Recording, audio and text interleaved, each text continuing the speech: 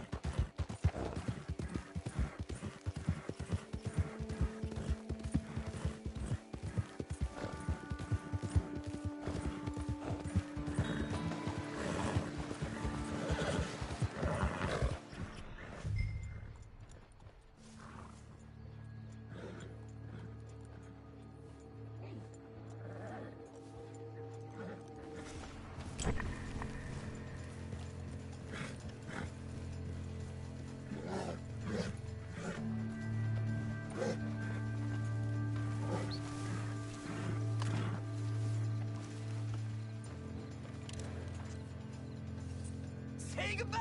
Ain't no one will cry I shoot you dead! Hell, I ain't messing with this! Oh.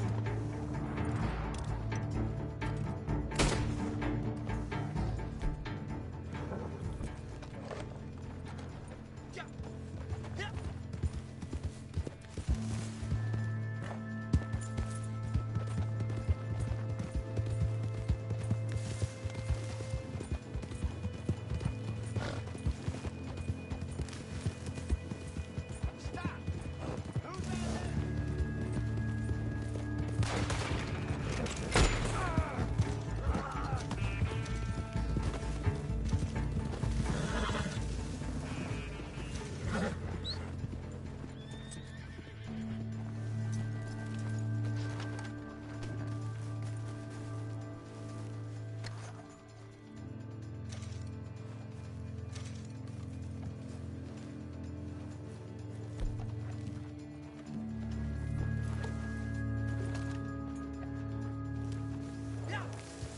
Yeah.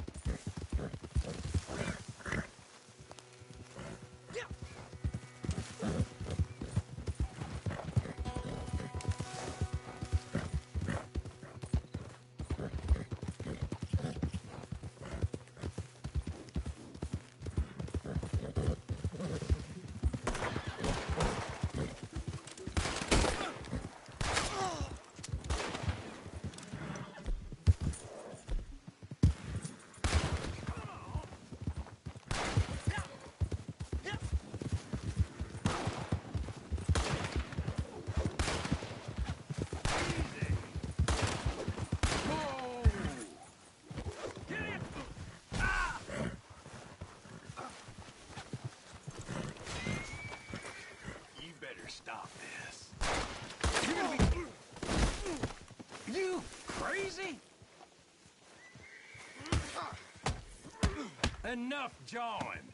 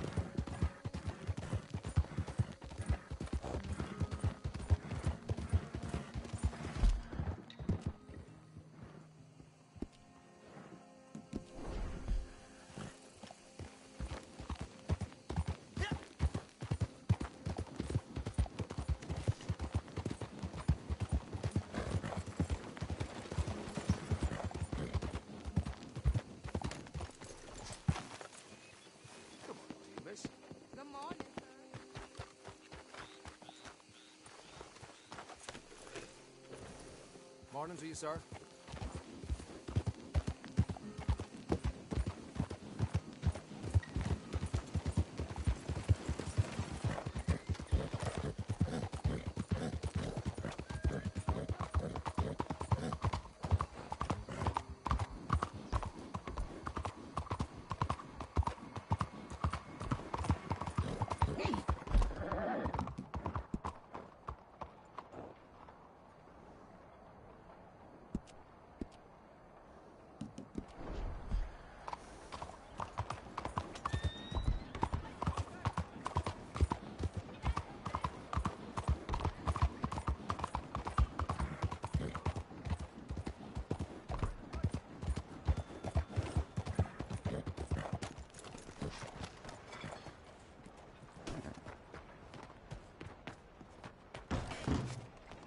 Welcome to Cal Chow. I don't think I've seen you here before. Take a look at our catalog. Let me know if you want to get a feel for any of them.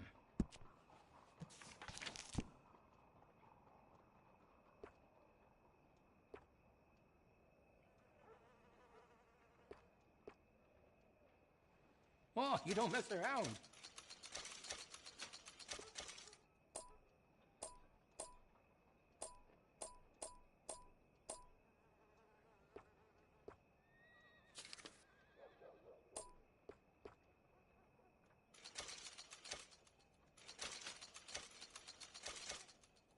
We sell a lot of that particular item.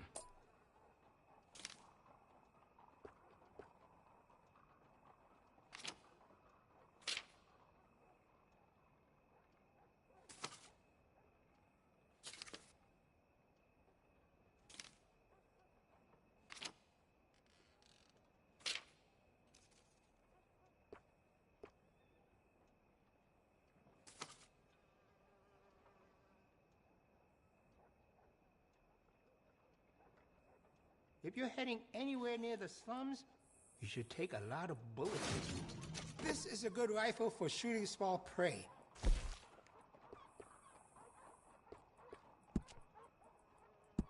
Besides the sharper, I like it.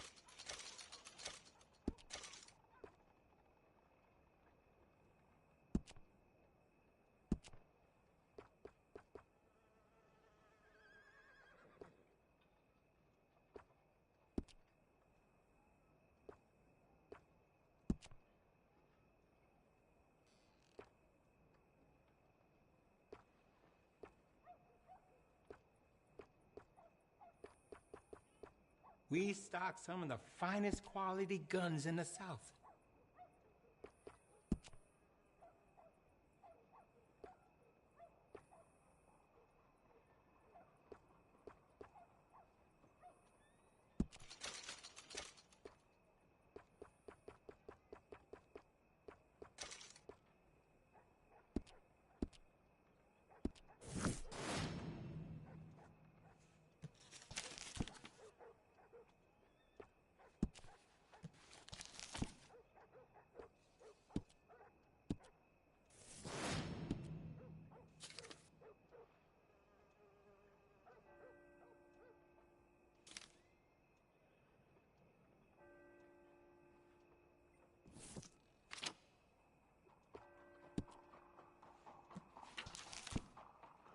Very good chop suey on the street.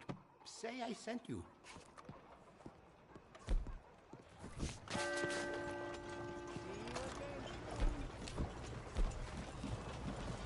You ain't gonna raise up that iron.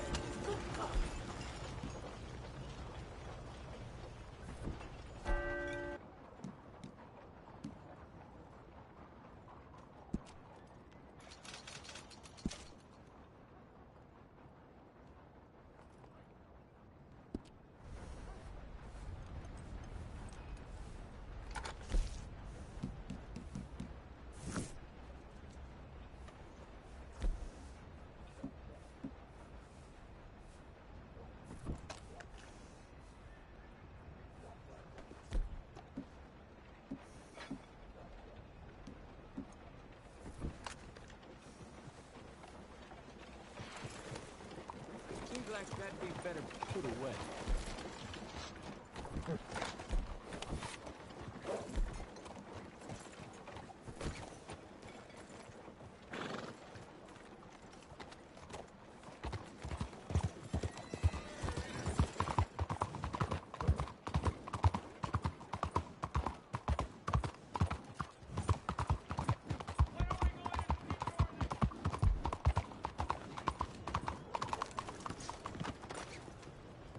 Hello.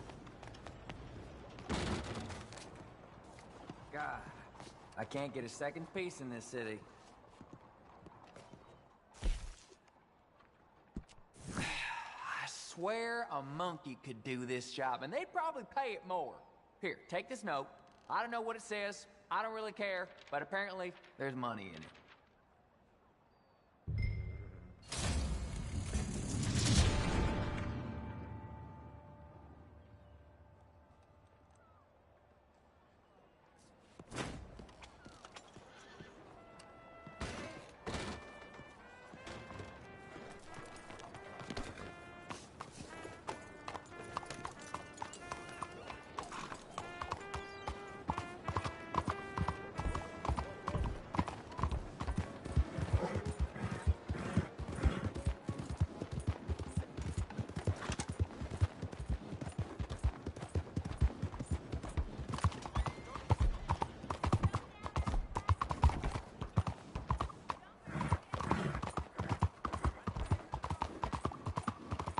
It is incredibly difficult to confirm the presence of any known infection. So what you have is a doctor completely unsure of what the patient has in their blood. But outward symptoms, like the presentation of them, clearly show they are infected with at least something. And this is why you don't take your pre-adult home and just assume they're all good, they're going to clear this infection. The absence of evidence is not the evidence of absence. With all that said, what's even worse is when the doctor she speaks to over the internet about the blood samples later on confirms there's nothing known in the blood, he's hinting that likely there is something there, they just need more information. There are special tests recently developed, I believe as of like 2019, up at the University of Pennsylvania. Those were the ones that took on this task of trying to figure out how exactly do you confirm the presence of a virus that may not cause any symptoms and is completely unknown. Utilizing sequencing techniques, they were able to essentially figure out completely new families of viruses that we simply did not know about a few years ago, which is exactly what the mom should have done. Should have taken them to Pennsylvania.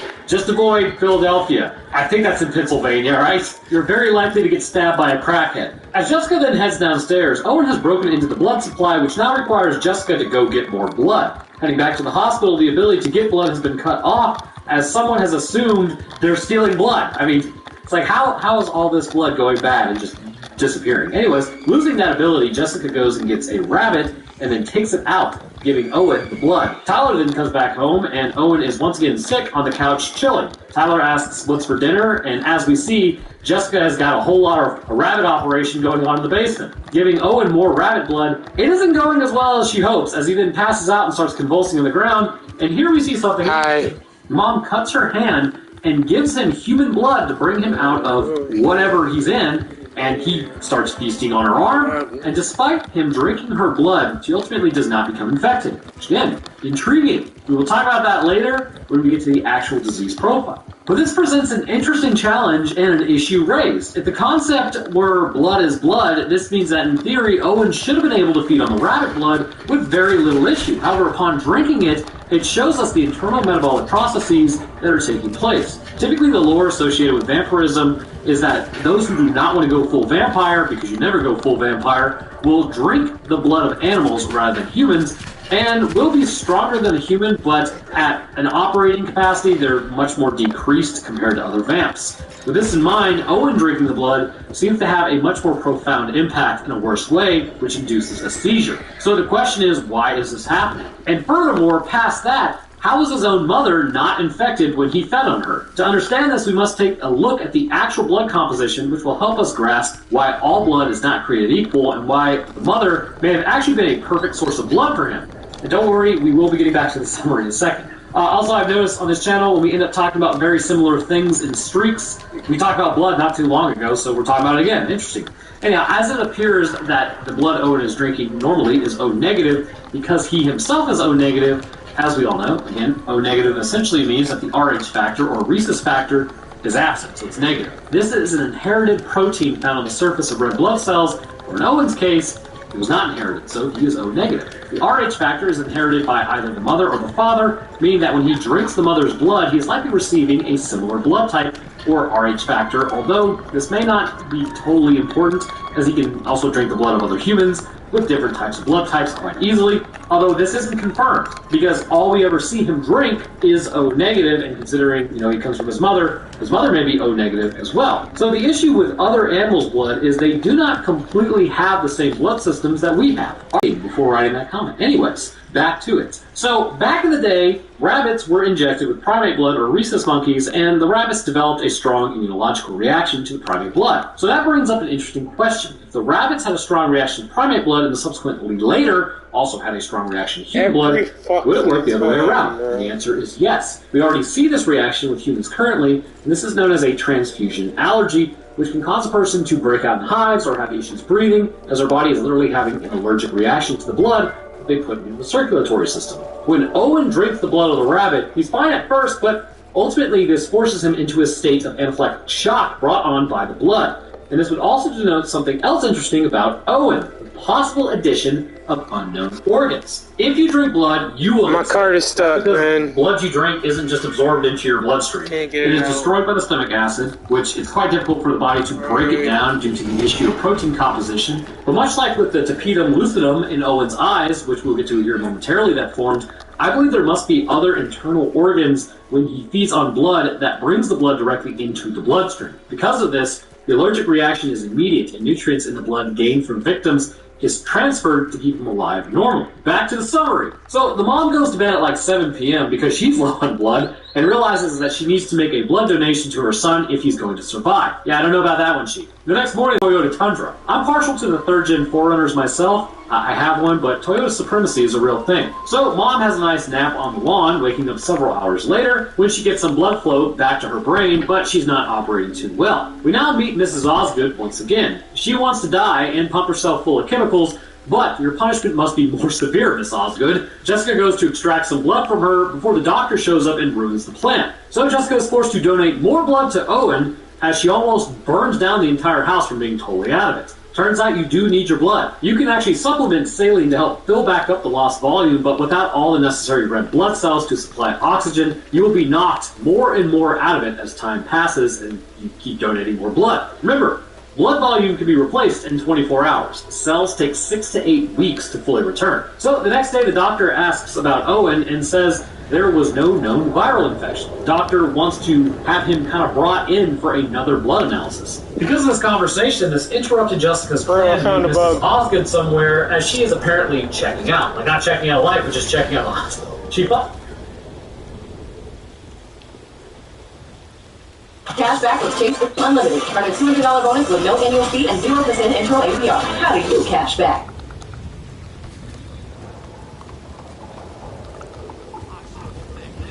Finds her outside and says that, oh, I'll drive you where you need to go, and Jessica at this point is assuming Miss Osgood still wants out of life, so I mean taking her blood isn't that big of a deal. However, of course, Miss Osgood wants to live now. Jessica can't have that, so she stops the car and then knocks her out with some of her own supply. Taking her home, Owen watches like a weirdo while the mom gets Miss Osgood ready for her donation. She tells her exactly why she is doing this, which likely isn't very comforting. Tyler comes home and finds a padlock on the basement door, which is probably a little alarming. Tyler then tells Jessica that the teachers are asking when Owen is coming back to school, as she protests, saying that she has to be super ill to miss school. As the mom says, well, yeah, I like him more. Yes, guaranteed to not cause a complex in your offspring. I think maybe Jessica is just kind of a trash mother. That evening, Jessica brings Miss Osgood some food, but she doesn't want to eat and has to use the bathroom. Didn't think of that one. She then hands her a bowl as Miss Osgood calls her a monster. Bathroom trip denied. Heading back upstairs, Tyler is walking around like a creepazoid and starts questioning what's down there. That night, Owen comes into the room asking for more blood. He can't sleep. He needs to feed. His eyes begin changing just like Pippin's as he mentions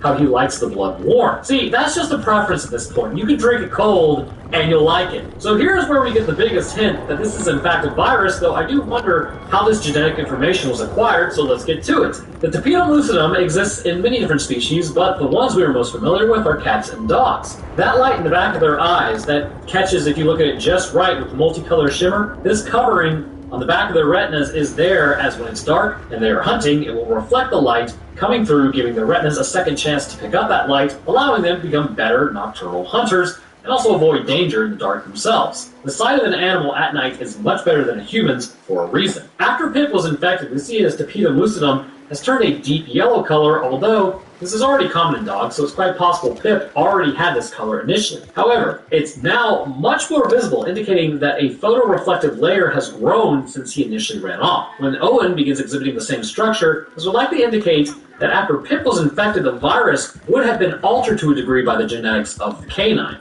This actually happens pretty regularly. Viruses do not just inject their own genetic material and then just move on with their lives. Viruses will regularly pick up the genes from the host, as this helps hone their own infection patterns. When this virus was able to spread to Owen by the bite, it's fairly clear that some of the canine genetics also went into him. I do wonder if this had an impact in other ways, such as increased sense of smell and better hearing, as well as the presumed night vision. The next morning, Tyler has had enough of this mystery. Looking at the padlock, she then heads outside and through the window and finds out what's down there. Finding Miss Osgood, she ungags her, but her mom comes home shortly afterwards, forcing her to hide. Jessica realizes that Miss Osgood couldn't have ungagged herself, so she assumes Tyler is down there. This is why your mom doesn't love you. She finds Tyler and then grabs her and then tells her she's going to explain what's going on, which Tyler actually accepts it pretty well, actually. Tyler tells her it's not right, though, but Jessica has all of the rationalization. Well, this is going to require years of therapy. Later that day, Tyler asks what blood tastes like. Tastes like copper. He asks what's going to happen to him, and well, it appears that you just straight up have a disease, my boy. He says that he looks and feels different. I'd say so. Dad arrives in that pretty sick Tundra. This is actually making me want a Tundra. The product placement is working on me. They go fishing for the day, where everyone praises Owen for getting a fish. In the middle of this high praise, the nanny then punctures her thumb on a hook, as the dad literally sucks the blood off of it. Yeah, no thanks. There's just no need to do that. It was a small wound. The dad then requests Owen go get a med kit from his truck. It's a puncture wound from, like, a hook. Like, what even is this? Just let it coagulate for a second. Good Lord. Also, stop sucking the blood off of it.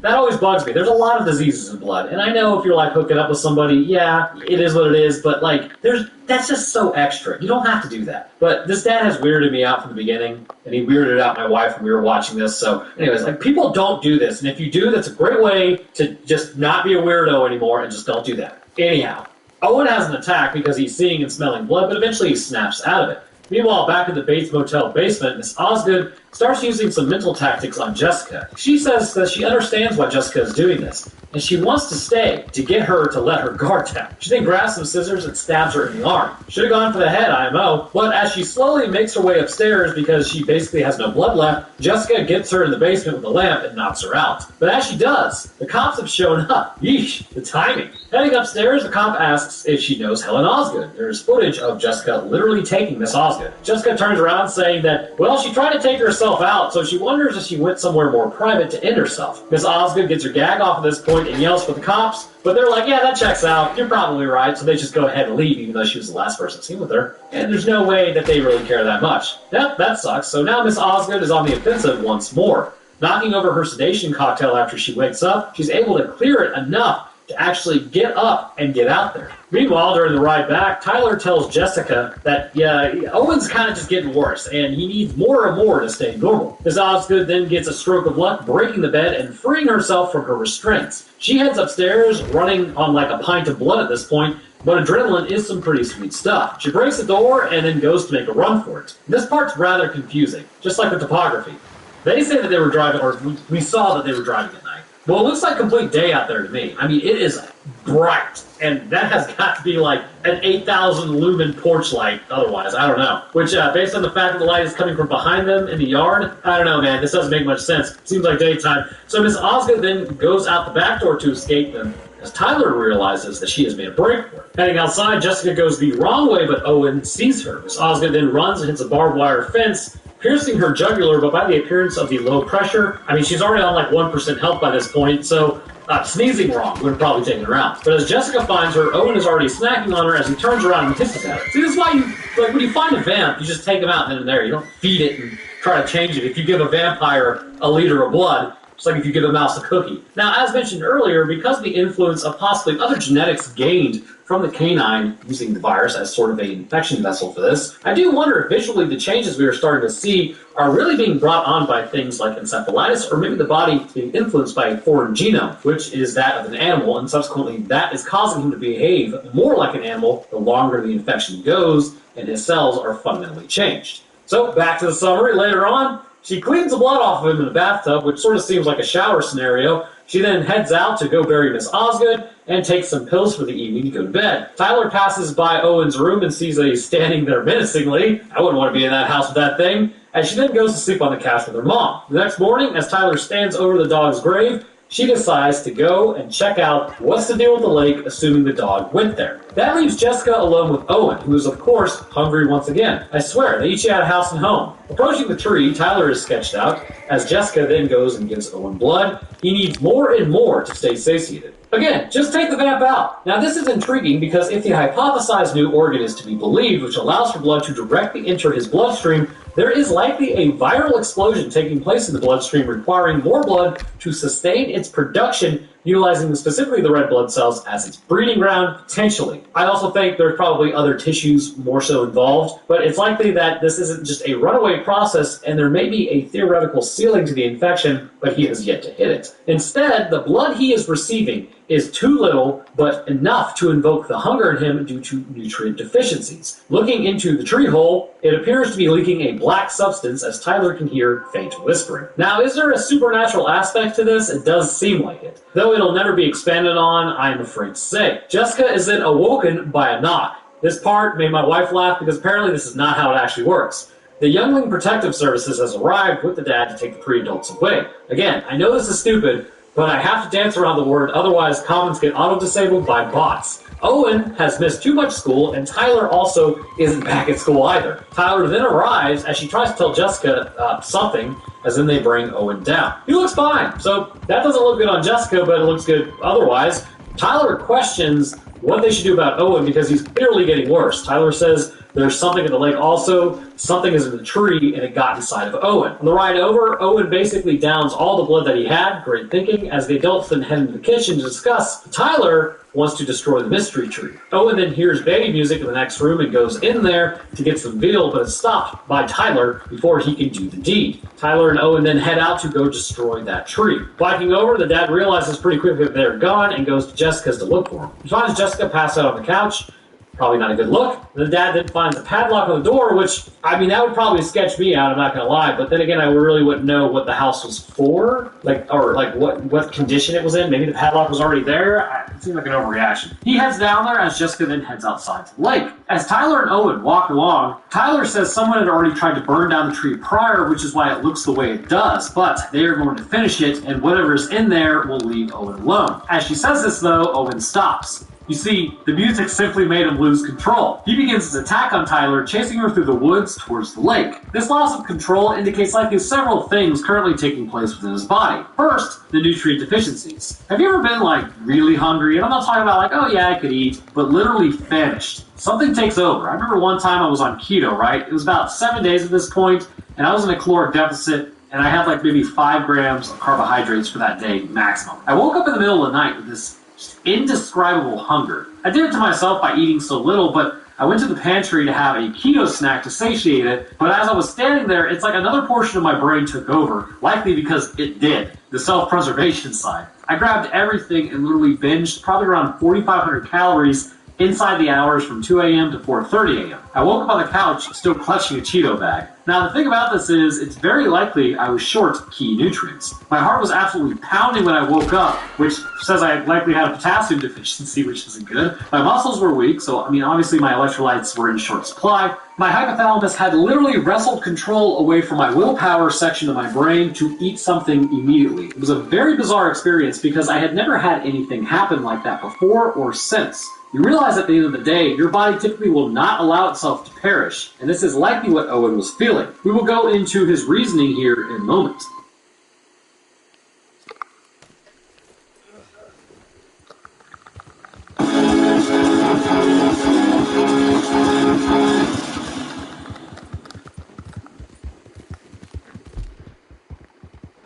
Player 3 has now entered the game, and at this point she hears Tyler screaming and then runs towards the lake. Finding Owen just prior to biting her, she's able to tackle him and put him in the mud. Also realizing that he's going deficiency of calcium, vitamin C, and vitamin D at the time of his end. So Jessica now gets supervised visitation 4 days a month or, roughly 4 days a month, and maybe in 6 months to a year, things could change, but not likely. After meeting with Tyler for a little while, she ends up going back to the tree to properly burn it down like a true alpha Stacy. But it's not the end yet. Playing with the dog named Jericho, it looks out into the woods as whatever is out there isn't done yet. So is it supernatural or not?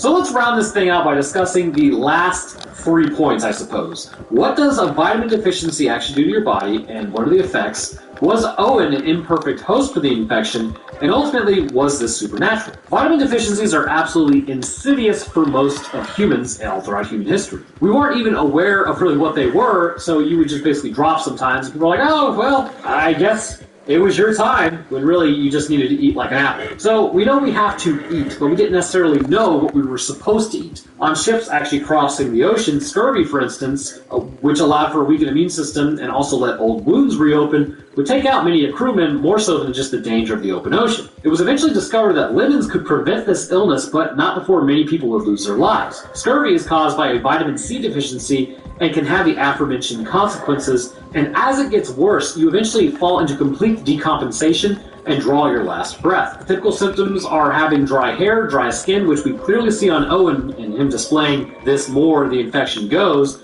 and he would also be displaying flu-like symptoms as well as a tendency to bruise and bleed easily, as without vitamin C, wounds will heal much more slowly, and clotting factors are less effective. This is one of the deficiencies that Owen had. The other was vitamin D deficiency. Now, typically your skin coming into contact with sunlight, and specifically UV radiation, your body will produce all the vitamin D that you really need for the day, with roughly about 20 minutes of sunlight exposure over a larger area of your body. Without it, issues start to mount rather quickly. Fatigue, bone pain, muscle weakness, as well as cramps and general aches.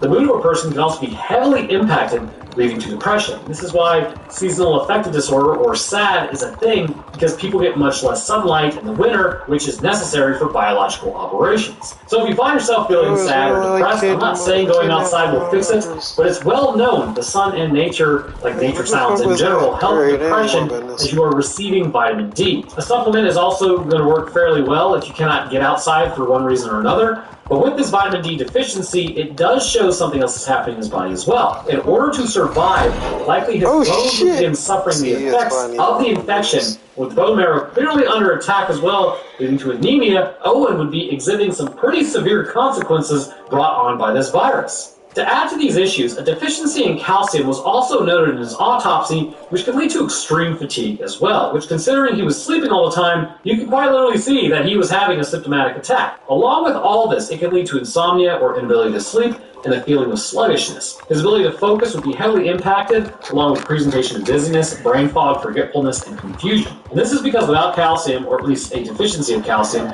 the electrical signals that usually flow quite easily down the axon are hindered. This stops electrical firing in the cerebrum and makes the brain run at a decreased capacity. With this inhibited, memory formation and emotional control will be severely hindered as well. We see this when Owen talks about how he can't fight it because, just like when I was overcome by the binge eating with demon influence in the early morning, his cerebrum is in counterbalancing the more animalistic drive that is forming in him to not starve to death, making him more aggressive. But this brings us to our next question. Was Owen an imperfect host? So here's what I find odd about the whole infection. How it's passed along, but also not passed along in other ways. We know with the dog, its infection likely began when it face planted into the mud, or at least that's where I'm thinking it began. Judging by the skeleton that was lying in the mud as well, another animal had already become infected and had contaminated the mud with the infection, or hypothesized anyways. I believe that's why that skeleton is there. This was likely accomplished by the tree itself,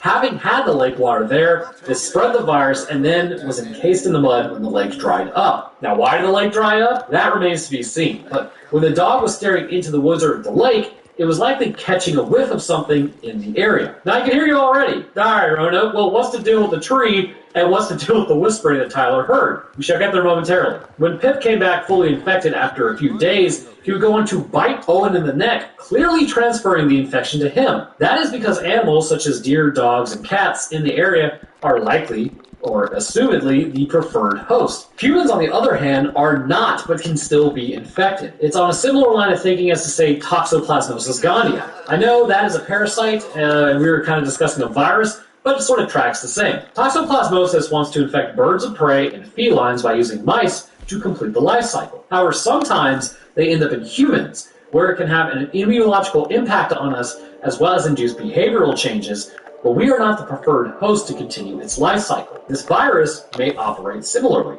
It may be as simple as we do not have the proper tissues in place to effectively transfer the virus. This is a well-known phenomenon, such as with human immunodeficiency virus and simian immunodeficiency virus, because chimps infected with SIV do not have CD4 and CD8 T cells, if I'm remembering this correctly, so they don't have the illness progress into AIDS.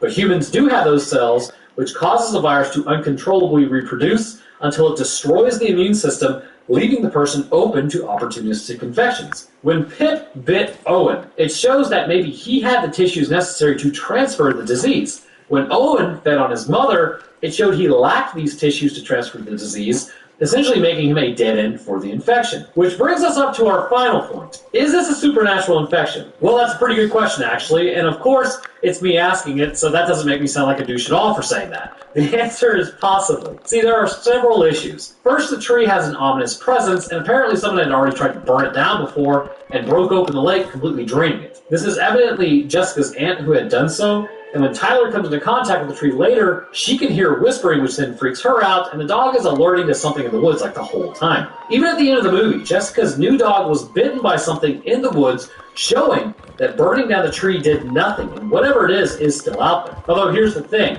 while the whisper would suggest something unknowable, the sinister thing in the woods that bit the second dog just suggests there is a contractable infection in the soil of the lake, and something else had come into contact with it and had been infected themselves. So here's what I'm inclined to believe. The infection itself makes animals anemic and encodes for new organs that are able to then take in blood and add it into the animal's bloodstream for nourishment. This is desirable as the virus itself would propagate in a specific species, as that individual is then driven to attack those of its own species, potentially spreading the infection. In a cross-species incident, the disease is not able to jump as well as it normally would and then adapt to a new animal entirely, and this leads to like a hindered form of the infected that is not able to progress the disease onto a second generation of uninfected. The virus itself exists within the soil of the lake, infecting animals that come by, making it a mundane disease. The supernatural element of how animals are drawn in to begin with and to be infected, while it does not appear to want to draw on humans, it does want to in fact draw in other animals, potentially through a sound created, which makes them curious. Is this supernatural or just something that is not understood by humans yet? Supernatural. It's definitely supernatural, because as we know, a virus does not make a perceptible noise to any animal. That means whatever is drawing the animals in is using the virus to spread its influence. But to what end, I am not sure. Either way, strangely, humans do not appear to be the main target. But then again, that's a very human thing to say, assuming all things evil want to corrupt only humanity. You know, it's because we're the center of the universe. Well, anyhow, I want to thank you guys for watching. If you enjoyed, leaving a like would be fantastic, and subscribing is a great way to stay up to date on what I post. Let me know what you guys thought about this style of video. The summary and science are more blended together, which I do like a lot, but I don't know about the still frames, man. It's just, the copyright is getting absolutely insane lately. Anybody can do anything, and you're just screwed. It's not y'all's problem. Anyways, I'll drop my Twitter, Discord, Patreon, and channel links in the description for all those interested. And speaking of patrons, I'd like to thank mine real quick. First, huge thank you to our astrophysicist, Desk Dancer. Thanks, my man. Also, like to thank our scientists, Chad W., Lacune, Lovis Comey, and Tyson Konichi. And to the rest of my patrons, I thank you guys as well. Your help goes a long way towards keeping everything running and is greatly appreciated. Alright, so that's going to do it for me. I hope everyone enjoyed. We'll see y'all next time.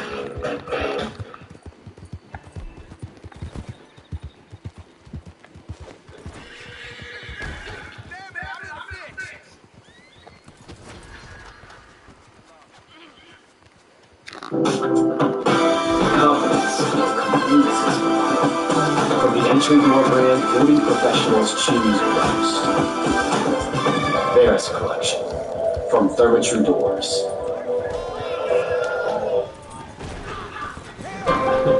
Gain the skills for a new career and the confidence to go for it with a Google Career Certificate. Get flexible online training for in-demand jobs and achieve what matters to you. It starts with a Google Career Certificate. It's been about 20 years since I first became obsessed with the grimdark universe of Warhammer 40k. And I can remember being about 12 or 13 years old and looking at all of the factions on the shelf at my local game store, trying to pick which one I was going to play. And that's when I saw it. The Carnifex in all its glory. Honestly, it was love at first sight. It was part of this faction of terrifying space bug dinosaurs that had these giant guns that didn't shoot bullets, but instead launched torrents of bioacid and swarms of flesh-eating worms. Me and my buddy Ryan pulled our money together and split the Battle for McCrag box, and the rest is history. Even though my old Tyranid army is long gone at this point, they're still one of my favorite factions in the entire setting. They're this unstoppable cosmic horror, a rampaging horde of terrifying bioforms that descend upon unsuspecting worlds, kill literally everything on the planet, and then melt everything down into biomass, which they then suck back up into the sky into their ships to make even more Tyranids. Although a lot of people tend to dismiss the Tyranids as a faction of big dumb animals, this honestly couldn't be further from the truth, as they're one of, if not the smartest and most deadly factions in the entire setting. Like, did you know that every single Tyranid, all 100 billion quintillion of them, are all technically part of the same animal, and they all share this terrifying single consciousness that knows everything about everything that it's ever eaten. They're like one of those aspen forests. If, every single one of those trees was actually a hyper-evolved apex predator that hungered for the flesh of man.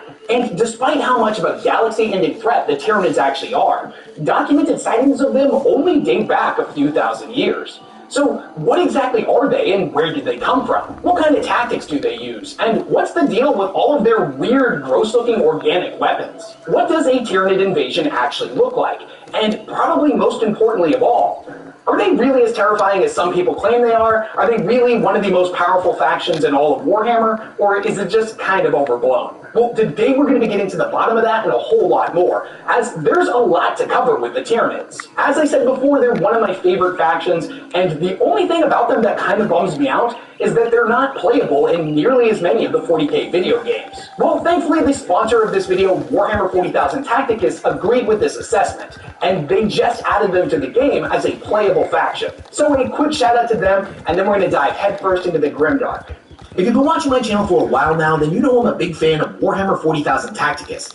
But if I'm being honest with you, I have one major complaint about the game, and that's currently the lack of Tyranids. Sure, you get to fight against them as one of the main enemies, but it's not the same. I need to be able to play as everyone's favorite psychic dinosaur space bugs. Well, it turns out great minds think alike, and the developers agreed with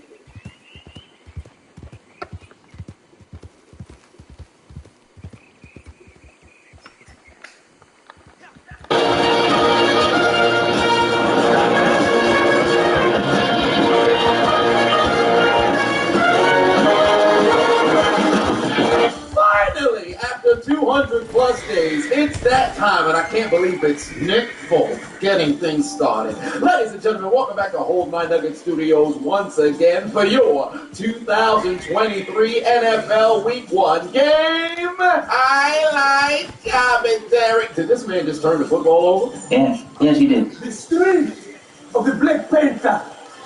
Strength. Away. How the hell you turn it over on the very first play of the season? Get that man off the field. Meanwhile, in Mile High, it's time for Sean Payton's team to make its debut. Onside kick. Mans must think it's the second half of the Super Bowl. What kind of moxie does Sean Payton have? It appears that it's recovered by the Broncos, and that's how you start a game.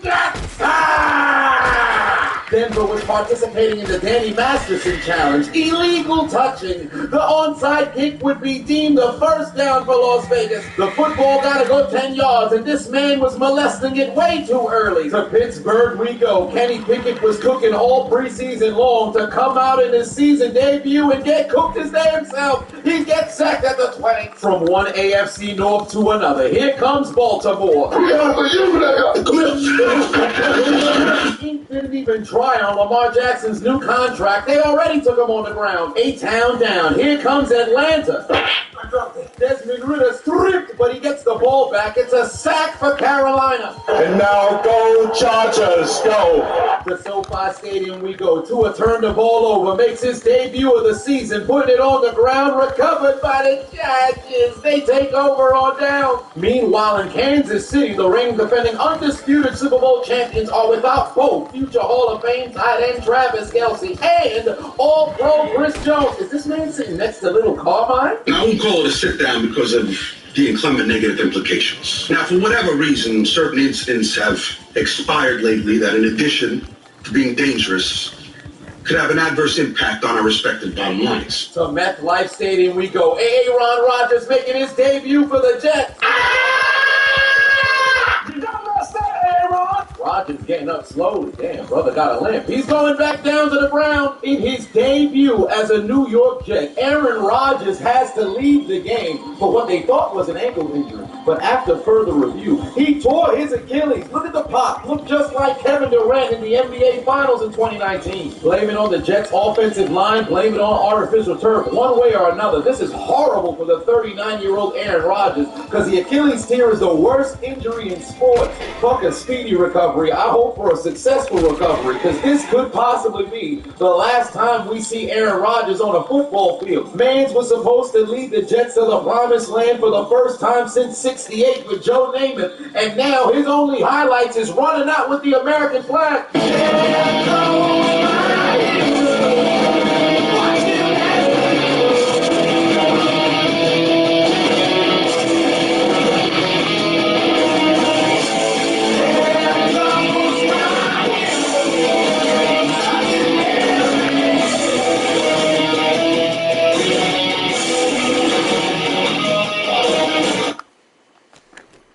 Why do I choose to sleep in a smart bed? Because when your bed is this smart, you sleep at the right temperature all night.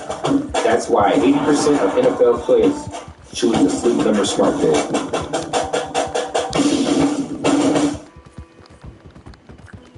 It's a brutal morning for the New York Jets, brutal day for the NFL, and brutal for football fans across the entire nation. If this is indeed the last time we see Aaron Rodgers on the field, you had one hell of a career, and congratulations on the Hall of Fame. Hey, you could have saw this early and ad-free if you became a member on my Patreon. And I'm doing something special this season. I'm doing 2 additional videos exclusively on Patreon. I'm continuing the Super Bowl series, and I'm picking out one college football game every single week to do commentary on. So make sure you click the link in my description and become a member on my Patreon. 4th and 1 for Houston, and somehow they took a sack. Patrick Queen takes down Stroud. Come on out, you rapist! Deshaun Watson takes the snap. Anytime Deshaun Watson finds himself laying on his glutes, it never turns out good for him. Back to Pittsburgh we go. 49ers on the move. Gym leader Brock Purdy looking over the middle. Got Brandon Hyatt, who goes into the end zone. Touchdown. 49ers with the score. Grab your condoms in Mile High. Here comes porn star Jimmy G. Looking towards his left. He's got Jacoby Myers. Activate his dreadlock powers. Touchdown Las Vegas. 4th and 2 for the kneecap eaters. They're going to take a direct snap, and it's a fake. They pick up the first down. Who goes for it on 4th down from their own 17-yard line? Dan Campbell is a madman. Ensuing drive for the Clark Kent City with no superpowers. Pickett looking towards his right. Intercepted by the 49ers. Ward takes the football away. Pittsburgh looking terrible. Hut.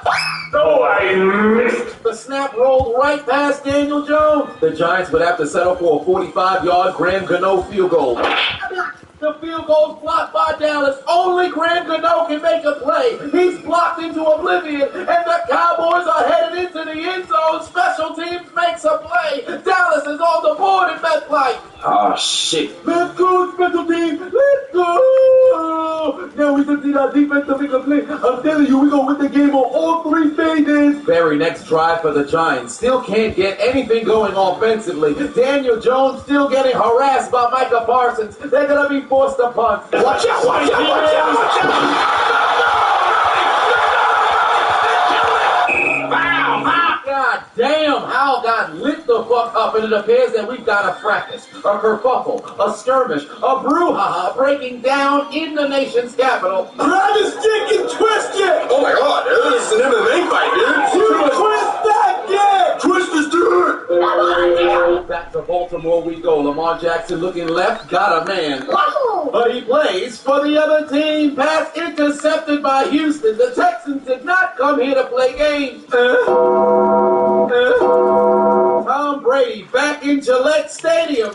I can only imagine how hyped this man is to run down the field that he made famous. Thank the Lord he ain't playing no more. Kobe terrorized teams for 20 plus years. And the crazy thing is, despite the fact that he actually appears to be fully retired, I would not be surprised if he returns to the NFL next year. Tom, shut the fuck up. 4th and 1 in the A. Chubba Hubbard ran into a no-fapping defense. He's denied the first down, participating in the Frank Costanza Challenge, guys. That's not short. The new regime beginning for Green Bay. No more Ron Rodgers. Insert Jordan Dr. Love. He finds his man over the middle. Touchdown. Green Bay takes the lead. What's Derrick Henry doing? Get your bitch ass out the way, nigga. Season just started. Man's already catching bodies. Look how he sent Marcus Mays to the shadow realm. Look at homie hug his soul before he headed into the afterlife. Embarrassed that man's entire lineage. He got stiff-armed from the east to the west,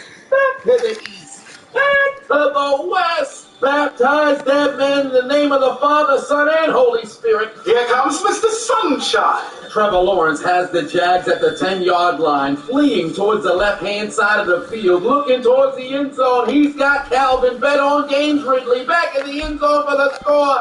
Touchdown for the first time in 2 years. Out to Star Foxborough we go. Big Mac Daddy Jones looking towards his right. Pass ricocheted and intercepted by big play Darius Slay. Makes a couple people miss and he's headed to McDonald's. Can I get a McFixin? The Patriots ain't shit. Big Macs are being eaten in the end zone. 10-0 Eagles. Back to MetLife Stadium we go. Josh Allen takes the snap. Help me! Help me! Back to Star Foxborough we go. New look Ezekiel Elliott debuting for the paper. Fingers. Man's cooked no matter where he goes. And now go Chargers, go!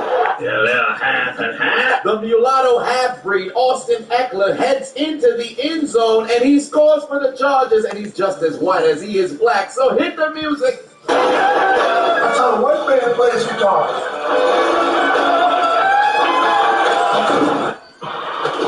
That's how a white man runs a football. To the nation's capital we go. Commanders rolling towards his left goes Sam Howell. Got his man in the end zone. Touchdown. The Commanders take the lead. Many men. Wish death on me. Ever since Taylor started looking for a new cashback credit card, she's been freezing up. I got this. Or you can try NerdWallet, which is side-by-side comparisons to help find the best credit card for you. Oh, thanks. NerdWallet, the smartest decision for all your financial decisions. It's time for your comeback. Make it count at Purdue Global. Apply now at purdueglobal.edu. I don't think Atlanta recognized the offensive line is supposed to block, because Desmond Ridder already got lit up twice this quarter. 3:10 left to go in the first quarter. Tyler Bass pro shots, puts it through the uprights and good. The Bills are on the board. Hot. I dropped it. Too much massage lubricant on Watson's hands. Hands it off to the human erection. But our thing is, it was still on the ball. Recovered by the Bengals in the Battle of Ohio. Later on that same drive, here comes Jared. I look like Ryan Gosling, but I'm no liability golf. Got his man, Amon-Ra St. Brown, goes into the end zone for the score. The Lions take the lead first. Whoa. Put the camera back on him. He's stroking Kansas City's defense. Long dick style. I had your dick in my mouth. Fuck me. Philly on the move. Jalen Hurts rolling towards his right. He's got Devontae Smith wide open in the end zone. Touchdown. Philadelphia leads by 16. Devontae Smith just had a new baby, but turns out the Patriots defense must be the afterbirth. Oh, that's nasty. After a Dallas field goal, next Giants possession, Daniel Jones looking left. Give me that pass, intercepted by Bland. He's headed to McDonald's. Can I get a McFixin?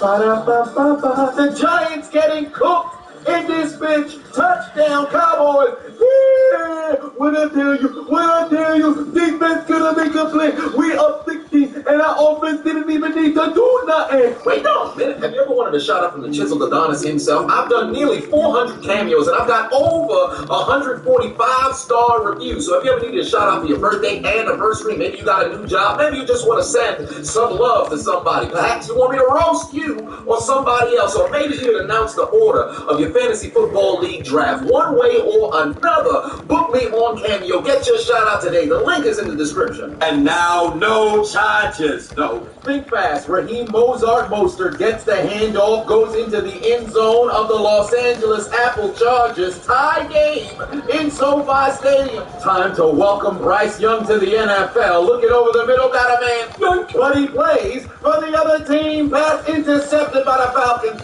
Broncos country, let's ride. Here comes Homer Simpson. Russell Wilson rolling towards his right. Got a man in the back of the end zone. Touchdown. Watch out for the Bighorn Sheep. Hand off to Williams. Barrels his way into the end zone. Touchdown, Los Angeles. They take the lead over Seattle. Think fast. To running back university we go. J.K. Dobbins on the toss. Dives into the end zone. Touchdown, Ravens. They take the lead over Houston. With Rodgers out, the Jets would have to turn to that motherfucker, Myth Hunter. Zach Wilson. He's going to be sacked. To the second quarter we go. Welcome to the NFL. Give me your ankles, pussy. Excuse me, scoundrels. Goes to the end zone. Myson Robinson for his first touchdown of his career. Look at him sex these hooligans. Look at him take this boy's soul. Eat the turf, 49. Then he told those two bitch-ass virgins to hit the weight room. Touchdown was so nice you gotta see it twice. Hit that boy with the take them boys out the oven. They just got cooked. Look at me, sure.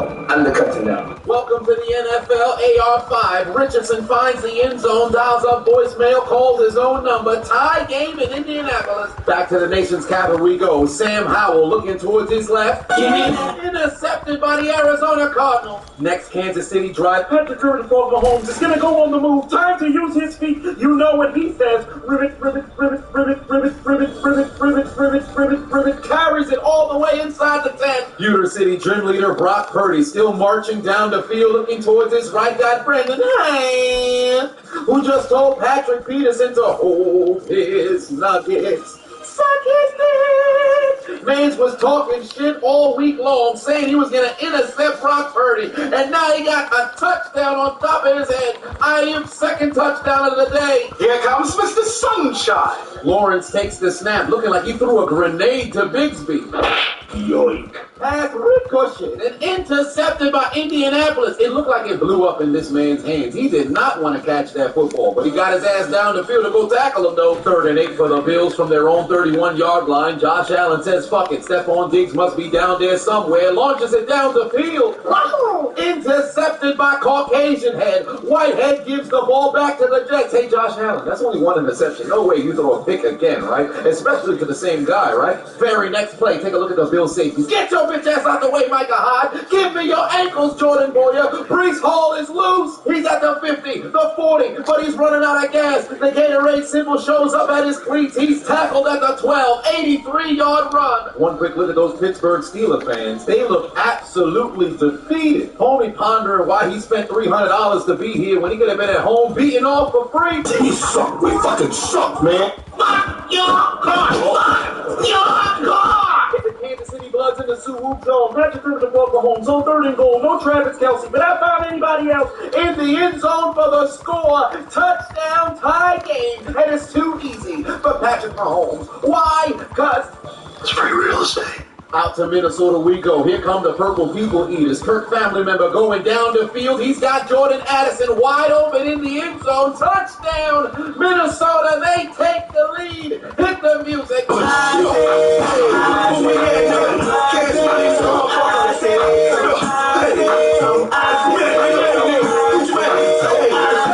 The Cowboys continue to pour it on, connecting on a field goal from 38 yards out to make it a 3-possession game. Very next play from scrimmage for the New York Giants. DJ rolling towards his right, looking down the field, pass intercepted by Stephon Gilmore. The Giants clearly do not want to play football because Zach Wilson absolutely sucks. The Jets would have to settle for a 26-yard field goal. They even up the score at 3 apiece. Tennessee doing nothing with the football.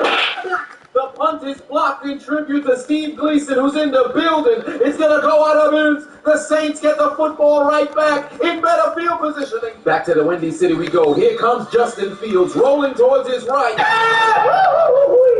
Heavens to Betsy, the Falcon is killing himself down in ATL. This bird is vlogging its suicide attempt for the entertainment of the crowd. Back to Seattle we go. Geno Smith takes the snap, looking towards his left. He's got DK Donkey Kong Metcalf in the end zone. Touchdown. Seattle's in front. And now go Chargers, go. The Los Angeles Android Chargers drive inside the period-colored zone. Justin Herbert from Family Guy looking over the middle. Got his man in the end zone. Touchdown. Back to the nation's capital we go. What do they eat in Washington? Butterfingers. Fumble on the play. Scooped up by the Cardinals. After the interception, tossed to Tony Chopper Pollard. He's going to find the end zone. And Dallas leads 26-0. Yeah, what I tell you, we gonna score on all aspects of the game, offense, defense, and special teams. And if you give me the honor, I'll tell you right now that the next Rebellion Terrors has begun immediately because the Cowboys have pulled down the drums of the Giants and they may be dead, but somehow they're still getting long dick style with their boys. What is your name? Mr. Unlimited, I hear you. Unlimited. Let's check in on Tennessee in a battle of field goals. Yoink. Intercepted by Marshawn Lattimore. Takes the football away from Tennessee. Somewhere Mike Evans watching that highlight 8. Next Detroit possession. The Lions are on the move. Welcome back to Detroit, Marvin Jones. What was your first meal? Butterfingers. Fumble on the play. Recovered by the Chiefs. They take it away in the red zone. Just look at the lack of protection. Dropping his ball straight out his underwear. Get him a pair of Manscaped. And now a word from our sponsors. Wait a minute. Summer's coming to a close. The fall is on the horizon, and the Manscaped Handyman Facial Shaver has arrived.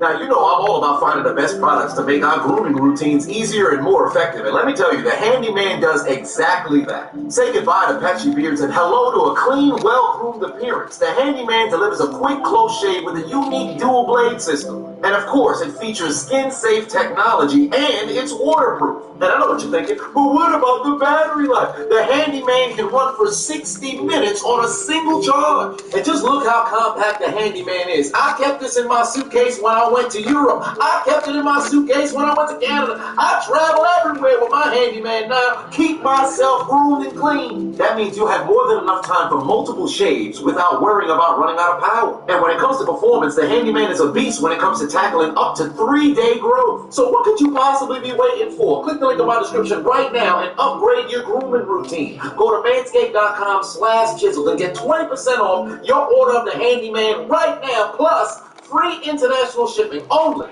at manscaped.com. Your face will thank you. And now back to your regularly scheduled program. Welcome back to Atlanta. Bryce Young looking towards his right. He's got Hayden Hurst. Goes into the end zone against his former team. Touchdown, tie game. Here comes Mr. Sunshine. The stone-faced assassin on the move. Sunshine, Trevor Lawrence looking towards the end zone. Zay Jones with a spectacular one-hand effort. Touchdown, Jacksonville. Look at the catch. Only needed one hand. Sexing them boys out there. Back to MetLife Stadium we go. The inferior Josh Allen takes the snap, rolling towards his right, looking towards the end zone. He's got Digger. Use TM28 Diggs. Touchdown, Bills. They regain the lead. Trailing by 2 scores, but Big Mac Jones finds Hunter Henry in the end zone. Touchdown. New England's finally on the board. And Brady approved. Let me play one more year. High five. Ensuing drive for Indianapolis looking to respond, but evidently they still got COVID because they coughing up the ball. Fumble on the play, scooped up by the Jags. Ensuing drive for that motherfucker, Milf Hunter, Zach Wilson looking over the middle. Intercepted by Matt Milano. The Jets are going to have a very long season without Aaron Rodgers. Homie threw it straight to the defense, and he talking shit to him. I suck. Hey, Jets fans, how you guys feeling? Fuck you, Jets! 3 minutes left to go in the first half for the Lions. Back to MetLife. Let's check on that Giants O-line. Oh my God! Son of a bitch! 57-yard field goal for the Rams. Get the fuck out of here! Seattle denies the Rams 3 points, and they're going to take over on downs at the 42-yard line. And now, no charges. No, Miami drives down the field once more. Tua Tagovailoa Areola looking towards the end zone. Got his man, touchdown. Miami takes the lead again. No more Brady, but they got Tampa Bay pastry chef Baker Mayfield going deep down the field. He's got Mr. 1,000 yards, Mike Evans in the end zone, touchdown. Tie game in Minnesota. Another field goal attempt for the Giants. At least they can trust in Cano. I guess not. Man's donating footballs to the Boys and Girls Club in Section 16. New York can't do nothing right. Kansas City gets the ball back just before they head into halftime. Mahomes going deep down the field. He's got Marquez, Valdez, Scantling on a spectacular catch over the middle of the field to move the chains inside Lions territory. Here comes the nation capital. Sam Howell under duress. Butterfingers fumbles on the play, scooped up by Arizona into the end zone. The Cardinals defense gives them the lead. The hell was the Commanders' offensive line doing? Dudes look like underpaid security. They ain't protect Sam Howell at all. Welcome to New Orleans, Derek Vehicle. Wow! Pass intercepted by Tennessee. Somebody tell the Saints to check their mail. There might be a total recall on this vehicle. The Kansas City Bloods in the swoop zone once again. Patrick Criminal broke Mahomes. Sidearms towards his right. Got his man in the end zone. Touchdown for Kansas City again. And it's too easy for Patrick Mahomes because just in case you forgot, it's free real estate. 30 seconds left to go in the half. Mac Jones looking towards the end zone. He's got Evan airborne in the end zone for the score. Patriots right back in it. Welcome to the barbecue. Kirk family member looking over the middle. Yoink. Pass intercepted and stolen by the Bucs. Come on out, you rapist. Snap to the massage parlor bandit. Deshaun Watson's gonna dial up voicemail, call his own number, take it into the end zone. Touchdown, Cleveland. They lead by 2 scores. How interesting his choice of celebration would be the air guitar. I hear you need good finger work in order to play that instrument. Legend has it while he was in a massage parlor, his hands really went to work. Allegedly, that's ignorant. Buffalo would cash in their interception for points. 34-yard field goal from Tyler Brass Pro Shots. They lead by 10. Back to South Park we go. Here comes Homer Simpson. Russell Wilson rolling towards his right. He's got his man in the end zone. Touchdown. Denver's in front in this AFC West battle. Back to Pittsburgh where they're trying to prevent the necrophilia. Kenny Pickett finds Pat Freiermuth who goes into the end zone for the score. The Steelers are finally on the board. Took nearly 30 minutes for these motherfuckers to produce more than 1 yard. Final play of the half. A 71-yard field goal. Boy, this is like a 41-yard field. Where did they get 70 from? Who's working on the graphic team? The Miami Dolphins take the lead by 3. Well, fire that person expeditiously. We were just chopping some burgers at halftime saying this game feels like it should be 28-3 in favor of Minnesota. Why is it still 10-10? Walk out the door, you see someone that you know, and they ask you how you are, and you just have to say that you're fine when you're not really fine, but you just can't get into it because they would never understand. To the second half, we go handoff to Run CMC. Blue Eyes right privilege. Spin move. Gets outside. Huge block from Brandon Williams. One man to beat. Gets inside. Convoy of bodies out in front. Patrick Peterson eat grass buffet. Touchdown 49ers. White man to the end zone. White power! White power! White power! That's how white man runs a football, you bitch. Back to New Orleans we go. Play action fake. Ryan, Jack, and Jill went up to Tannehill, and they got a deflected interception pass picked off by New Orleans at the 5-yard line. That's 2 interceptions now, Tannehill. No way you throw another one, right? What the hell's going on with the graphic team this week? Why the line of scrimmage moving when the running back move? Imagine if you was under the influence watching this game. Ain't no way you're not going paranoid right now. To Lucas Oil Stadium we go. AR5 looking towards his left. He's got Michael Arm Pittman, and he's got all kinds of deodorant. Goes into the end zone for the score on a catch and run. Tie game in Indianapolis. Here comes Dick takes the snap. He's going to dump it off to Tony Jalapala, and you know you're having a bad day when you cause fingers and you still can't recover it. KC on the move, short field. Mahomes looking towards his right. Yoink. intercepted by Brian Branch, and he's headed to McDonald's. Can I get a McPixie? Ba-da-ba-ba-ba. Not your same Lions in this bitch. 50-yard interception return for a touchdown. The first pick Mahomes has thrown on opening night of his entire career, and it's not even his fault because bum-ass Kadarius Toney got no hands whatsoever. Ball slipped betwixt this man's hands like police investigations of EDP Bobo Bob. Imagine making plays that secured a Super Bowl ring mere months ago, only to come out on opening night looking like you transmogrified into Dante Moncrief. What happened to his hands? But hey, Chiefs fans, nothing to worry about. Kadarius Toney's made mistakes before. No way he drops another pass, right? My son looked like he graduated from the Xavier Academy, son. He has to be a mutant, bro. Holy cow, he's showing me. Come on. Well, this is going to feel weird. Jordan Love hands it off to A.A. Ron Rodgers, who goes into the end zone for A.A. touchdown. It just doesn't roll off the tongue the same way. Touchdown, Packers. They extend their lead. I'm glad he still got that chain for his father's ashes. Very next play from scrimmage. Watch out, Justin. Despite fumbling early on the drive, that wouldn't stop Tony Chapapala from walking into the end zone. Dallas leads by 5 scores. The necrophilia continues. How does that feel, Dan? We're fucking you lose. Dick down. Woo! Dick down. Because we got that. We got power. PD, man. We're that boy. Nobody's gonna stop us. We're gonna keep dominating you. Back to who the hell uses M&T Bank Stadium. Hand off to Hill. Goes into the end zone for the score. Baltimore extends their lead to 2 scores.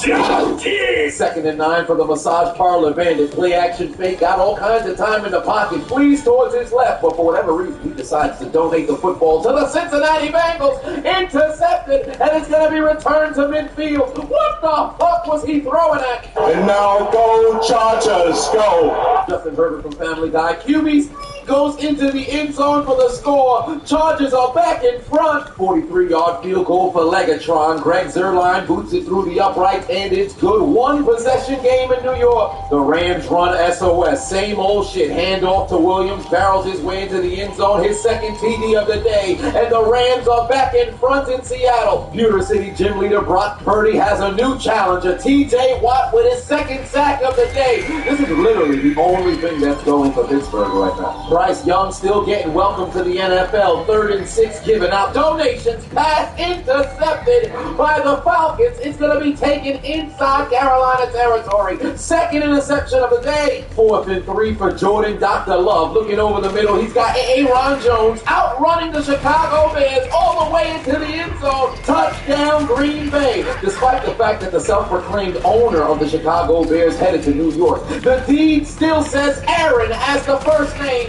Hey, you ever want updates on all things Chiseled Anonymous? Perhaps info on new merch, info on exclusive content dropping, maybe even joining sweepstakes so you can participate in giveaways. Make sure you subscribe to my brand new newsletter where I'm providing value 2 to 3 times per week. The link is in the description and also in the top pinned comment.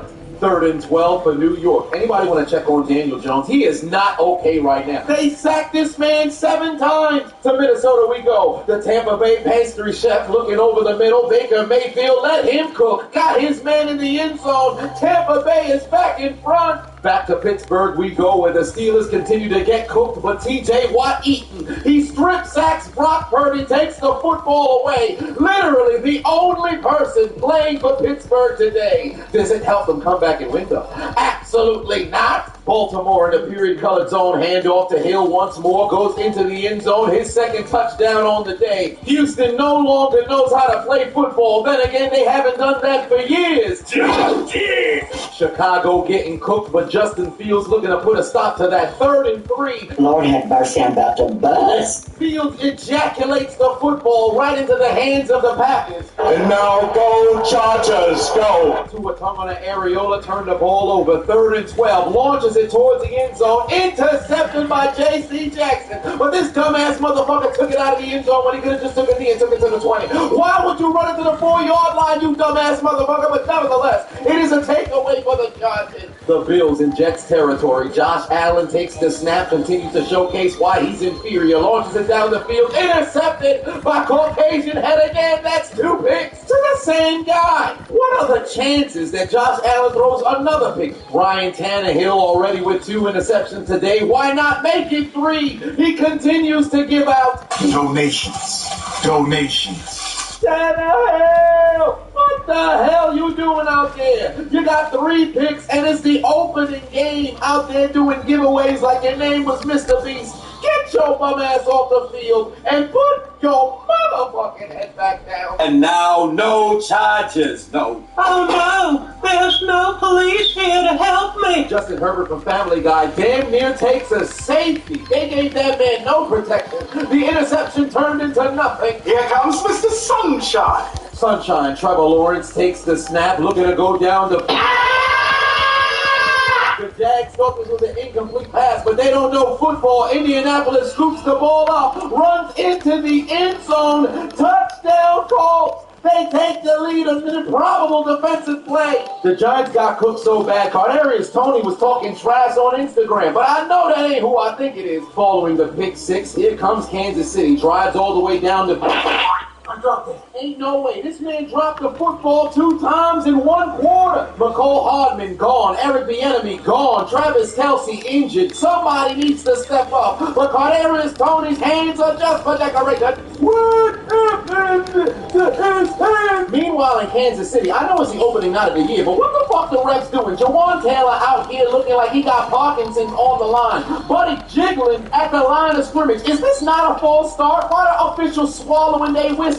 Might I add, look at Buddy's split, the length of Shaq's toenail between him and the guard. How you breaking 2 rules before the snap even happens and somehow you keep getting away with it? Who you know plays offensive tackle in a sprinter stance? This is the NFL, not track and field, stupid. This fat son of a bitch. He's fat! And now, no charges. No. Think fast. Tua Tagovailoa looking to go down the field. He's got the cheetah, Tyreek Hill, who is absolutely torching the Chargers secondary into the end zone. Touchdown. Miami's back in front. They can't guard that man. The NFL's best YouTuber strikes again. Kansas City would regain the lead on a 35-yard field goal from Harrison Butker. Who needs contraception? Porn star Jimmy G has the Raiders inside the Tofokino zone. Rosetta Stone Greek motherfucker. Porn star Jimmy G looking over the middle. Can't seem to find nobody open. Extends the play. Oh, shit! Yoink. Ricochet and intercepted. Back to Nolans we go. Derek Vehicle looking towards the end zone. Got his man wide open. Touchdown Saints. They take the lead in the Bayou. Back to Soldier Field. Justin Fields doing absolutely nothing, but he's able to find a man in the end zone. Darnell Mooney in the end zone. Touchdown Bears. They cut their deficit down to 2 scores. Hot. I dropped it. It's on goal, ain't it? It's on goal! It's on goal! Well, not anymore, stupid. Alopecia Poppy. Josh Dobbs takes the snap. Absolutely no protection. Harassed from behind. Stripped and fumbled on the play. Taken away by Washington. 4th and 8. The Giants desperately trying to do something. Daniel Jones rolling towards his right pass. Broken up. Turnover on down. Meanwhile in Seattle, what's wrong with DK Metcalf? Free workout and painted nails got him going crazy. Almighty push. Getting stretched out on this hot evening.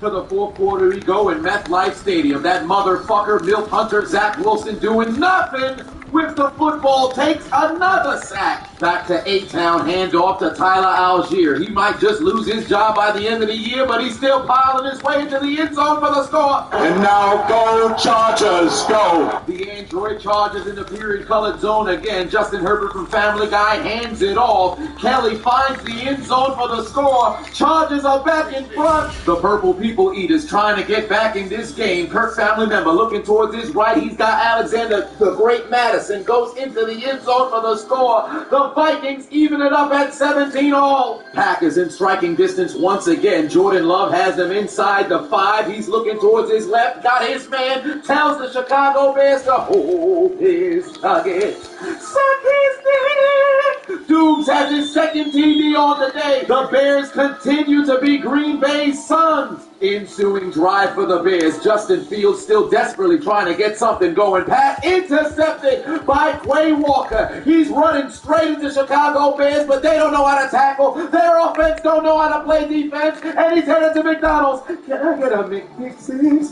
Ba-da-ba-ba-ba. The Bears ain't shit. Touchdown Packers. The Bears are who we thought they were, but they are who we thought they were. Stinking, steaming, stinking pile of grade A lumpy crap. The Chiefs starting to pull away. Butker connects on a 39-yard field goal. The Super Bowl champs lead by 6. Back to the nation's capital we go. Sam Howell takes the snap, dials up voicemail, calls his own number. Gonna take it into the end zone for the score. Washington's in front again over Arizona in the nation's capital. Back to MetLife Stadium we go. Toss over to Turpin. The little man fights his way into the end zone. Touchdown Dallas. They cooking the Giants 40-0. This is not even necrophilia. This is straight up murder. Look at this man. He bought a ticket to attend this game just to sniff his finger and get no points from his team. He probably thinking to himself, at least the Giants could have took him out to dinner because he likes to be wine and dine before he gets fucked. Meanwhile, back in the A, Bryce Young takes the snap. Absolutely nowhere to go with the football. He's sacked. Why is Daniel Jones still in this game? They think they about to get some sort of miracle? He's got hot fingers. Trevon Diggs forced the fumble, recovered by the Cowboys. The Giants can't do nothing right today, and the brothers Diggs been making plays in prime time. Detroit's offense ain't done shit since the first quarter. Here comes Jared Goff looking towards his left, got Josh Reynolds for the first down. Homie was a split second away from not only getting tattooed, but possibly turning the football over. Joe, that ain't even good enough. Come on, Joe! Burrow's got 4th and 4, got nowhere to go. This is easily the worst performance of his entire career. Cincinnati getting cooked. Back to Pittsburgh we go. Kenny putting the pick in Pickett, looking over the middle, pass ricocheted and intercepted by Hufanga. The Steelers get absolutely destroyed at home. Mike Tomlin's worst loss since taking over for Bill Cowher in 2007. It's pain to be a Pittsburgh Steelers fan. Upset victories where Super Bowl hopes non-existent, nothing but lip service, broken promises, and absolute pain. I am having a very bad day. I'm in no mood. Today is one of the worst days that I've had in a long time. Wait a minute. If we ever cross paths in real life and we took a photo together, make sure you shoot an email to contact@chiseledAdonis.com. I'm compiling all the photos of all of my supporters throughout from 2016 up until now that has taken a photo with me so I can put you guys on the backdrop of the merch website. So make sure you send a photo of us together to contact@chiseledAdonis.com. I look forward to seeing you. Back to the Pacific Northwest we go. Cam Akers gets the toss, goes into the end zone. Touchdown! Los Angeles, they lead by 2 scores over the Seahawks. Think fast. Back to MetLife Stadium we go. Inferior Josh Allen throws a 3rd interception to Whitehead. That's 3 picks on the day to the same man. Perhaps Josh Allen might be a closeted homosexual because he keeps giving the balls to the same dude. Put your motherfucking head back down. What the hell are you doing? Donations.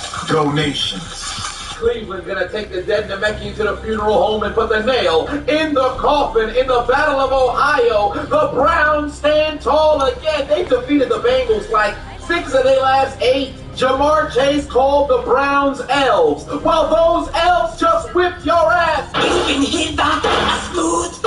Here come the Decepticons with no leader because he's in the Hall of Fame. Hand off to David Montgomery Burns. Barrels his way into the end zone. Touchdown Detroit. They take the lead in Kansas City. I cannot believe it. Porn star Jimmy G raw dog in the Broncos secondary finds Jacoby Myers for the 2nd touchdown. Philadelphia's offense not producing much, but the special teams puts yet another field goal on the board. They lead 25-14. 57-yard field goal for the Buccaneers through the uprights, and it's good. Tampa is in front in Minnesota. Think fast. Is that Kyrie Irving of the football field? Look at Jahmyr Gibbs. Give me your ankles, pussy. Got Kansas City looking stupid. AR5 looking to lead a comeback, looking towards his right. Got a man. Wahoo! But he plays for the other team. Pass intercepted by the Jaguars. That motherfucker, MILF Hunter, Zach Wilson, has his team in the red zone, and Garrett Wilson with a magnificent catch on Tre'Davious White.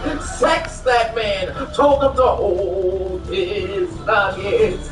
Suck his dick. Tie game, 13-all. Look at this man, embarrassing a Pro Bowler. White out there looking stupid. Wilson tipped it to himself and caught it on the floor. Film studies about to be embarrassing. Very next play, Allen fumbles and then fumbles again. It's scooped up by the Jets. The Bills can't do nothing right. 4 turnovers, all due to Josh Allen. They get the ball back at the 26. Meanwhile, back in the battle of the AFC South, hand off to Travis Etienne. He's going to make a couple of Colts miss, and our Eastern resident Haitian puts it into the end zone for the score. Hit the music.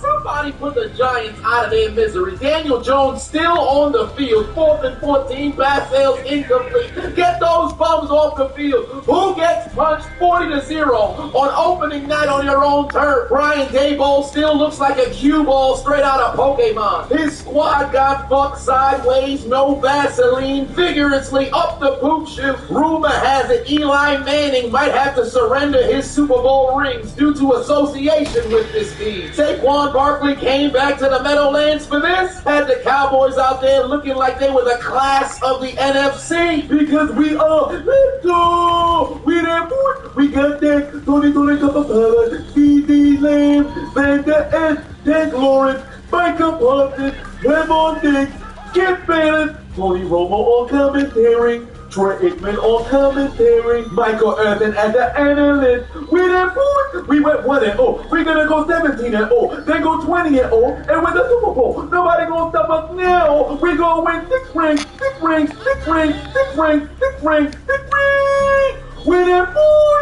But how about them Cowboys? Hey, look, guys. The Bears scored a touchdown again. Wow. Did that help them come back and win, though? Absolutely not. Get your bum asses out the Windy City. Go to your crib. They knew the game was over. They didn't even put the man's name on the animation. It's over. You lose. Yet another 4th and 2 for the Lions inside Kansas City territory. Batted down because Dan Campbell still wants to showcase he's got balls, but it backfires. Ensuing drive. Kansas City has momentum. All 3 timeouts down the field. I dropped it. He did it again. But ain't no fucking way, boy. It's the 3rd time in the second half alone when the Chiefs absolutely need a big play. Kadarius Toney's hands continue to be just for decoration. He couldn't catch a predator if he shapeshifted into Chris Hansen. He couldn't squeeze a ball even if he was a urologist. No wonder Homie Gloves was yellow, because it's sponsored by Butterfingers. Ladies and gentlemen, the Detroit Lions player of the game. Man's got cooked so bad on the app formerly known as Twitter, he deleted his account. I know that ain't what I think. It's Kadarius Toney hiding his hands after the game, despite the fact that they're broken from his inability of catching the football. Buddy's fingers work to talk trash to Giants fans after they excoriated him for his terrible performance. But don't got hands to catch football? Get your dumb ass into the trash game where you belong. Your postseason performance was nothing but a fluke. You are exactly what we all knew you to be. Roll your dumb ass back to the locker room, because you're absolutely trash, and forever you'll be asking yourself, what happened to my hand? I can't believe it, man. He sucks. What the hell's going on in Kansas City? It's 4th and 20, trailing by 1 against the Detroit Lions on the opening night. Game on the line, but there's laundry on the field. Bow! Finally, they got that fat son of a bitch on false start charges. Mans was twitching all game long, and they finally called it. But why is Andy Reid going for it on 4th and 20 when it's 4th and 25, and for whatever reason, the Kansas City Chiefs are going for it. Mahomes rolling towards his left, flings it towards his right, and the pass sails incomplete. The Lions are going to win. Uh-oh, retard alert. Retard alert, class! Was that real or a hot dog dream? That's got to be the dumbest decision we'll see Kansas City do all season. Why would you not punt the football? You could have pinned the Lions inside the 20-yard line and have at least 1 second remaining before the 2-minute warnings. With 3 timeouts to boot, you would force the Lions to have to get multiple first downs in order to win this game. But instead, you go for it from your own 30-yard line? The Lions offense put together 1 drive since the first quarter, but for whatever reason, you thought the smart decision was to go for it here. Mahomes is literally on the field with skilled players that are created characters. Their jerseys aren't even for sale, but you believe he would have picked up a first down? Coach! What the fuck you doing, stupid? Put your motherfucking head back down. It wasn't my fault. Shut your bitch ass the fuck up. They would have been in this predicament if it wasn't for your bum ass not being able to catch football. Who would have thought the Lions have fans that will go on the road one way or another? They have walked into Arrowhead challenges and walked out victorious. And for those who thought the Chiefs were gonna win, that's wrong, that's wrong, that's wrong, that's wrong, that's wrong, that's wrong. This is not just foolish television nonsense. I truly believe this, and I will prove it to you, bro. Tatted on my arm as of this week. Never a doubt. If they lose to the Lions, It's never, well, how could they? 1 week later. And so while, yes, it is unfortunate for me in my professional career that I have the worst prediction ever on my resume. If 20-0 were still technically possible, I think I believe in it. I think I would. I don't know that 19-1. 19-1. 19-1. Let me see if that can get tattooed on my arm. stupid fucking dummy, stupid ass nigga. football is back. That means Underdog Fantasy is back and better than ever. They're running their same promotion, but this time from the beginning of the season, where they will match your first time deposit up to $100. So you put in 20, they'll give you 20. Put in 50, they'll give you 50. Put in 100, they'll give you 100 and double your initial deposit. Last year, you saw it from my live stream. From November up until the Super Bowl, I won $4,172. It can't get any better than that. So make sure you click the link in my description and download the Underdog Fantasy app. Use promo code ADONIS and it will match your deposit up to $100. May you win all of your bets and let Underdog fund your Christmas. 3rd and 6, the Tennessee Titans need a stop, but Derek Vehicle does not have a break. Finds Saheed down the sideline in Titans territory, and this game is over. Victory in Derek Carr's debut in New Orleans. Meanwhile, in New York, they take advantage of the fumble and take the lead 16-13 with under 2 minutes left to play. And now, no charges. No. Think fast. Tua Tagovailoa finds Tyreek Hill again in the end zone for the score.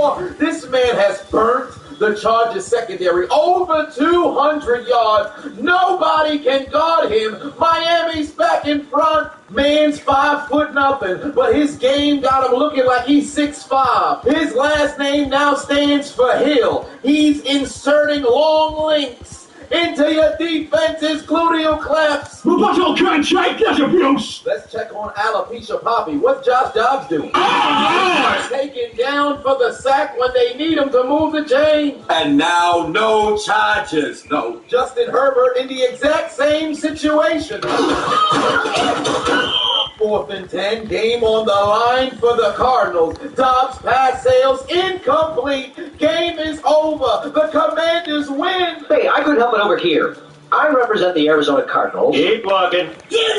And now, no charges. No. Game on the line for the Chargers. Even the television networks knew it was over. They went to the blue screen before Herbert got sacked again. Miami wins. Fuck. Back to Star Foxborough, the Lolly Lule Low have the game on the line. Need a completion. Mac Daddy Jones finds Kayshawn Booty for the first 10 Jetsa. Woo, woo, clitoris alert, clitoris alert, woo, woo, clitoris alert, clitoris alert, woo, woo, woo. Don't get me wrong, I know Mans is a rookie, but you've been watching NFL football your entire life. It's the 10 toes down challenge, not the 5 toes down challenge. You got out of college, stupid. Why would you not drag your left foot when you had all of the capabilities and facilities to do so? All Mans had to do was put his goddamn foot down, and the Patriots would have still had a chance, but not today.